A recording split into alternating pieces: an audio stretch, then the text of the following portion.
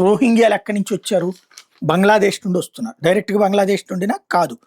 వాళ్ళకి అక్కడి నుంచి వస్తున్నటువంటి వాళ్ళు ఆహ్, ఆహ్, ఏదైతే రోహింగ్యాలకి సంబంధించినంత వరకు ఇక్కడకి వచ్చినోళ్ళు బర్మా ఒరిజినల్ ఆళ్ళది. బర్మాలో ఉన్నటువంటి ఒకప్పటి ఆటవిక జాతుల్ని మతం మార్చి ఇస్లామిక్ వైపుకి తీసుకెళ్లారు. వాళ్ళే రోహింగ్యాలనమాట. వాళ్ళని అక్కడ విపరీతంగా జనాభాని పెంచేసుకుంటూ స్థానికంగా డెమోగ్రఫిక్ చేంజ్ చేసి స్థానికుల మీద అరాచకం చేస్తుంటే, దాడులు చేస్తుంటే బౌద్ధులు అక్కడ తరిమి కొట్టి ప్రాణాలు తీశారు. దాంతో పారిపోయొచ్చారు. అప్పటి నుండి వాళ్ళు వెంటపడగా 2014లో భారీ హింస తర్వాత అనేక మంది రోహింగ్యాలని ఊచకోత కోసారు అప్పుడు బౌద్ధులు. బౌద్ధానికి సంబంధించినటువంటి శాంతి ధర్మాన్ని పక్కన పెట్టి చేశారు. 2024 నాటికి 6 లక్షల మంది మిగిలితే 24, 25లో మరో 1.5 లక్షల మందికి పైగా పారిపోయారు ఆ దెబ్బలకి.